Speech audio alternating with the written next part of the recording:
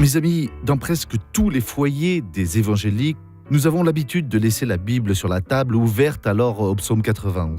Et il y a des personnes qui le connaissent par cœur vraiment et après sont là à exiger alors de Dieu, mais le Seigneur dit que aucun malheur ne t'arrivera, aucun fléau n'approchera de ta tente, et voilà. Alors, je vous pose la question, avez-vous bien fait attention à ce premier verset là ? Parce qu'il est la clé de tout. Celui qui habite au secret du Très-Haut repose à l'ombre du Puissant. Donc voilà, si vous n'habitez pas dans la cachette alors du Très-Haut, qui est la parole, vous n'allez pas vous reposer sous son ombre. Le mal va vous toucher.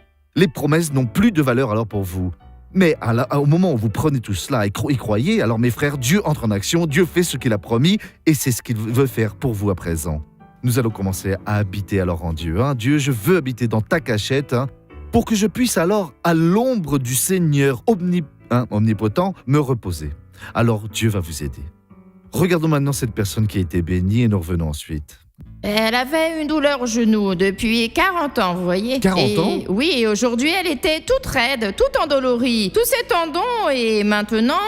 Je vais Regardez bien, ça, je vais remue-le. bien, Allez, je remue-le. vais bien, je vais bien. Allez-y, va marchez librement maintenant, allez-y. Vous êtes libre maintenant. Vous voyez, elle est libérée, mes frères. Venez. Comment est-ce que vous marchiez avant la prière alors ? C'était un peu comme ça, ainsi. C'était lentement ainsi, comme ça. Lentement. Alors maintenant, vous allez bien. Maintenant, Oui, marchez librement, oui. allez-y. Marchez librement. Oh, gloire à Dieu. À présent, je vais prier avec vous. Baissez la tête et fermez les yeux. Père, au nom de Jésus, je viens demander ta bénédiction. Je viens unir ma foi avec la foi de toutes ces personnes pour exiger que le mal sorte de leur vie. Et il va sortir maintenant. Comme ministre de la parole de Dieu, je dis esprit de maladie, de souffrance, de perturbation, de tentation, sort de toutes ces personnes et ne revient plus jamais au nom de Jésus.